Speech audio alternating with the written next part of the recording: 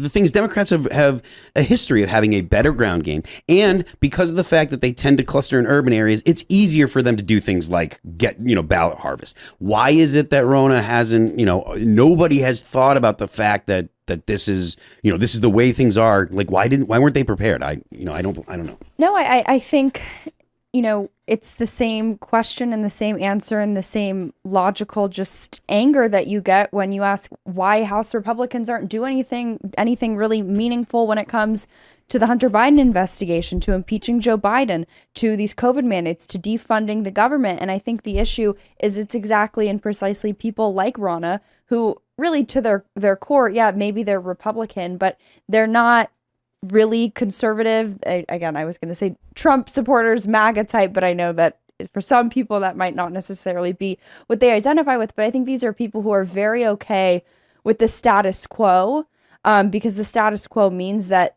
they retain their power. And I don't really think Ronna cares if Republicans lose elections. I just think she wants to retain her position. Phil, would anybody go watch the Harlem Globetrotters if the Washington Generals won? They'd be. I would buy tickets to the next game.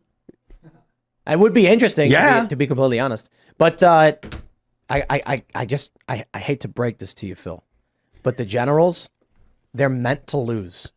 I mean, I wish that we had a legitimate opposition party. How about that? It looked like we were Turning Point USA. Charlie Kirk, I think they were. Who was it? Harmeet Dillon running against Ron. Yeah, Harmeet was. I thought Harmeet was. Don't forget Mike Lindell. No. Oh, they both were. Yes, Mike Lindell was. The energy in the room was electrifying at Turning Point when we were talking about it. Harmeet was there, and I thought, of course, it's like confirmation bias. I was like, she's definitely going to win with this kind of support. It was only like 1,000 people, and of course you get caught up in your own smell. Sure. But then I mean that's the lively Republican base is Charlie Kirk and Turning Point. Like that's the young people, yeah. So I just don't know why. I mean, I don't know if there's malfeasance behind the scenes, and that's why Ronna took it. If Ronna's just more popular on the global stage, so that's why she got it. Did they vote? Well, money? I also think the RNC election right's not actually Americans voting. It's people within the confines of the RNC. And I think what you're talking about, right, the disconnection, or rather disconnect between the grassroots activist, actual MAGA type people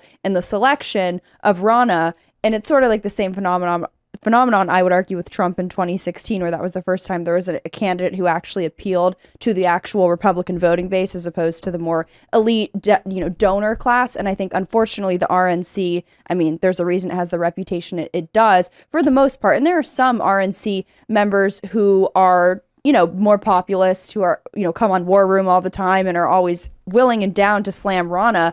But I think, unfortunately, most of the members of the RNC, because think about how you get to be in the RNC. You don't get to be a member of the RNC or the committeeman or committeewoman if you're like a hardcore, outspoken, populist type, doing hardcore Trump activism. They were against Trump in 2016. So I think you have a lot of holdovers there who, again, not that it's about Trump as a person.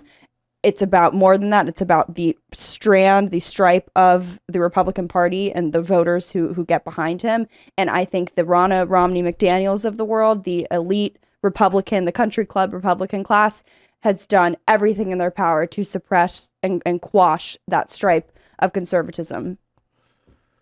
Oh, well, that makes sense.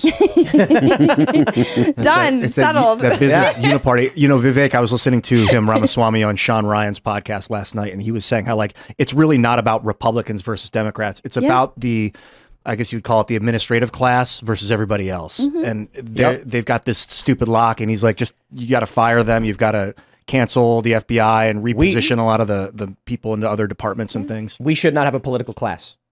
I agree. It's weird to me that there's a political class. That should not exist. People who are born and bred and educated for the sole purpose of being in charge of people makes no sense. Right. I'm sorry, that's how it maybe used to be with lords and stuff like that. But now this is supposed to be a country for, of, and by the people, which means it's supposed to be a person who is running for office.